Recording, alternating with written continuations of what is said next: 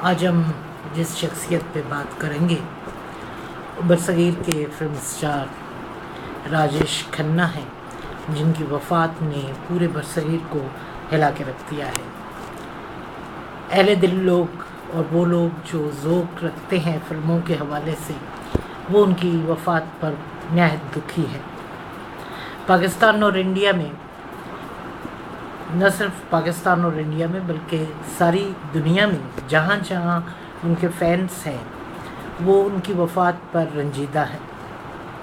ज़ाहिर बात है कि अबोव 50s और अबोव 60 जो लोग हैं, या जो उनके कोलीग्स हैं, या जो उनके दौर के लोग हैं, या जिन लोगों ने उनकी अदाकारी के उरूज के दिन देखे हैं, तो वो राजेश खन्ना को बहुत याद करते हैं, बहुत मिस करते हैं। और मैं आपको बताता चलूँ कि जब अमिताभ बच्चन उनकी रिहाइशगाह पे पहुँचे उनकी वफ़ात के बाद उनको ट्रिब्यूट पेश करने के लिए, तो किसी ने उन्हें बताया कि काका के आखिरी अल्फाज जो थे वो ये थे कि पैकअप, जाने का टाइम हो गया है। ये फ़िल्मों के हवाले से जो है वो पर्टिकुलर एक कोड है, जो शाम को जब शूटिंग ख़त्म होती है तो पैकअप का ऐलान किया जाता है। तो एक अदाकार की ज़ाती ज़िंदगी में ये लफ्ज़ जो है वो ज़ाहिर बात है, और वो भी राजेश खन्ना के हवाले से। राजेश खन्ना ने अपना कैरियर जो था वो चेतन आनंद की फ़िल्म आखिरी ख़त से शुरू किया था। आखिरी ख़त ब्लैक एंड वाइट फ़िल्म थी और बड़ी क्लासिक फ़िल्म थी। खैर उस वक्त वो बॉक्स ऑफिस पे कोई इतनी कामयाबी तो हासिल नहीं कर सकी, लेकिन बाद में उस फिल्म को ऑस्कर के लिए नामज़द किया गया था। चूँकि राजेश खन्ना, मज़े की बात मैं आपको बताऊं कि राजेश खन्ना और अमिताभ बच्चन को एक माधुरी टैलेंट हंट के मुकाबले में शरीक होना पड़ा, जहां अमिताभ बच्चन को रिजेक्ट किया गया था। और अमिताभ बच्चन राजेश खन्ना से उम्र में तो बड़े हैं। अमिताभ बच्चन अब 75-76 साल के हैं और राजेश खन्ना 69 साल की उम्र में वफ़ात पा गए। लेकिन राजेश खन्ना को हकीकी मकबूलियत जो मिली वो बिकॉज उनके फिल्म आराधना के रिलीज़ के बाद मिली। उन्होंने बताया था एक इंटरव्यू में कि आराधना के प्रीमियर की सुबह को उनको कोई नहीं जानता था कि वो राजेश खन्ना है, और जब प्रीमियर दिल्ली में हुआ और शाम को हर कोई जानने के लिए बेताब था कि ये नया लड़का कौन है, कहाँ से आया है। और आप यकीन करें कि आराधना 72 में रिलीज़ हुई थी, और आराधना की रिलीज़ के बाद ये बिकम सुपरस्टार। उसके बाद उन्होंने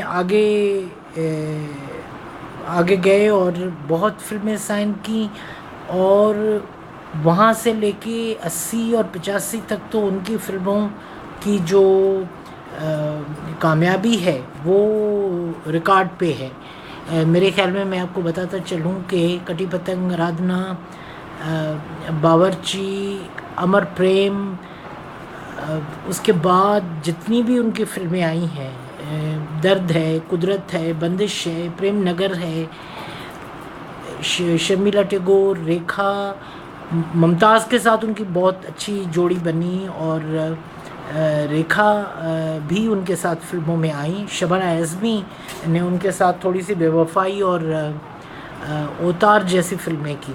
तो ओतार में भी उनको एक नया जन्म मिला उनके कैरियर को।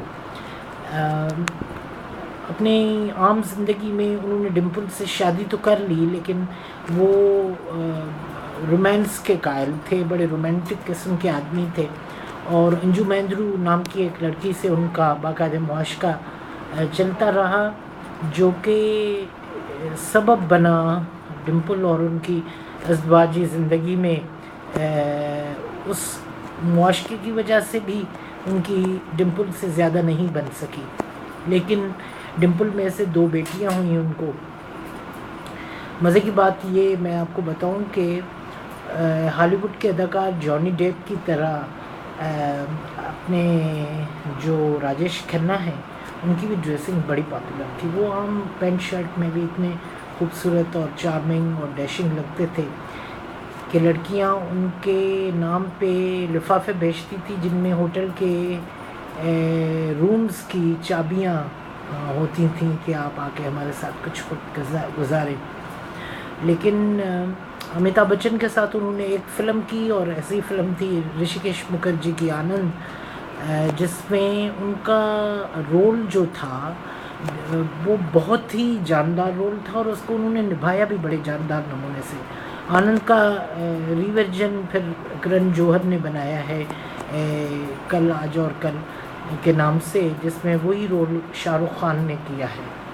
तो काका की अपनी जो ज़िंदगी थी वो रोमांस से भरी हुई थी और उसके बाद 80s में उनका टीना मुनम के साथ बड़ा मुआशका चला, यहाँ तक कि टीना मुनम और वो टूथब्रश भी एक ही इस्तेमाल करते थे। और अपनी प्रोडक्शन में काका ने अलग अलग बनाई टीना मुनम के साथ, जो कि अच्छी सुपरहिट फिल्म रही। और उन्होंने अपने पूरी कैरियर में 180 फिल्में की, लेकिन आप उनके जो डिलीवरी थी, जो एक्सप्रेशंस थे और गाने जिस तरह वो फिल्माते थे, उनका एक अपना एक स्टाइल होता था। जब किशोर कुमार की डेथ हुई थी तो उन्होंने कहा कि आई लॉस्ट माय हाफ, मेरा आधा हिस्सा जो है वो चला गया है। तो ये बहुत अच्छे बहुत बड़े फ़नकार थे और उनकी वफ़ात से जो है सिनेब्लिट्स और दुनिया एक अच्छे अदाकार से महरूम हो गई है। पाकिस्तान और इंडिया में भी उनके लाखों करोड़ों जो है मदाह हैं और उनकी फ़िल्मों से प्यार करते हैं। और हम यही कह सकते हैं कि अल्लाह उनकी रूह को मग़फ़िरत करे।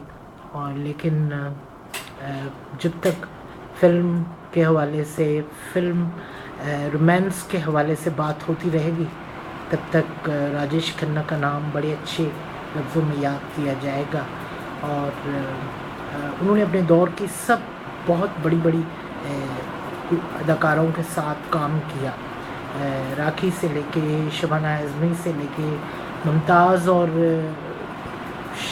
आशा पारेख के साथ उनकी जोड़ी मकबूल हुई, लेकिन शबाना आज़मी के साथ भी उनको पसंद किया गया और शर्मिला टैगोर के साथ भी उनको बहुत पसंद किया गया। मौसमी चटर्जी तक उन्होंने हर हीरोइन के साथ काम किया। नजराना में समिता पाटिल और श्रीदेवी के साथ काम किया।